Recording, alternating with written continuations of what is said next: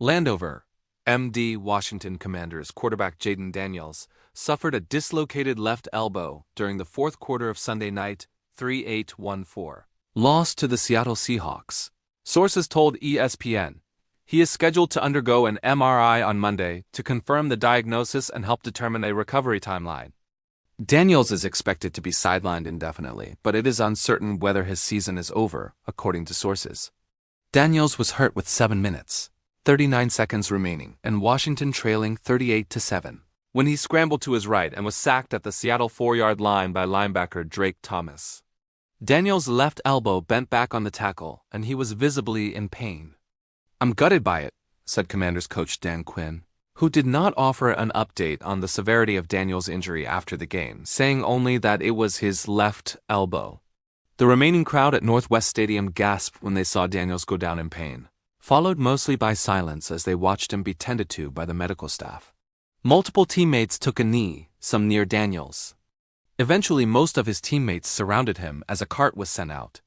But Daniels instead walked to the locker room with a black air cast on his left, non-throwing elbow. "Gut-wrenching," right guard Sam Cosmi said. "You could just hear the air come out of everybody in the stadium. Not a good feeling to see that for sure. It really sucks. I put my head down and prayed for him.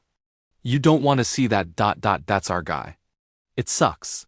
It's the latest blow in a season gone awry for Washington, 3-6.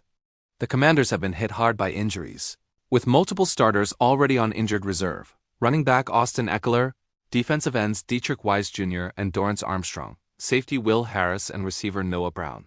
Receiver Terry McLaurin did not play Sunday and has now missed 5 games with a quad injury.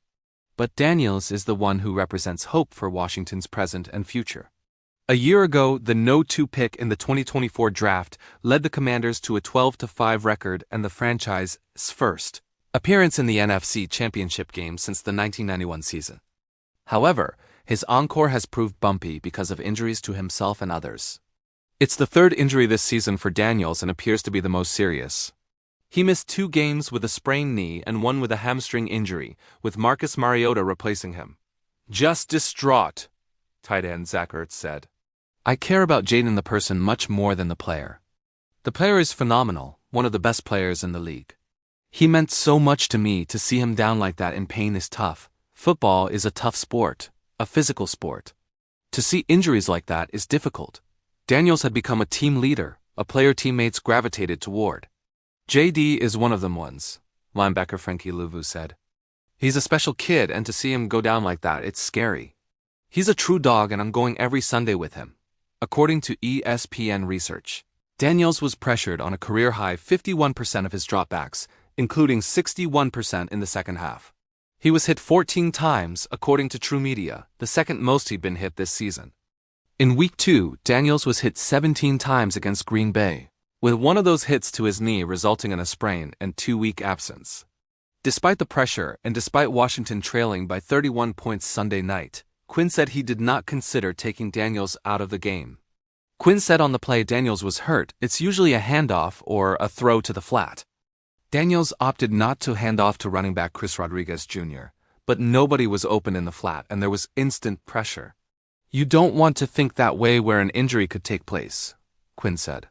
"It wasn't a designed read or play to that spot. If we run it 50 times, it's either a handoff or throw 50 times. So yeah, it's a bummer, man." Daniels completed 16 of 22 passes for 153 yards and 1 interception before exiting. He also ran for 51 yards and 1 touchdown. Mariota will start in place of Daniels when the Commanders host the Detroit Lions next Sunday. Mariota said he and the other quarterbacks checked on Daniels in the trainer's room after the game. "Football is a violent game, something we understand going into it, but that being said, it still hurts," Mariota said. "We all talked about it afterward, just being there for him. Making sure he feels supported and know he's not doing this alone is important for us. He's always in good spirits. He's an incredible person in that sense.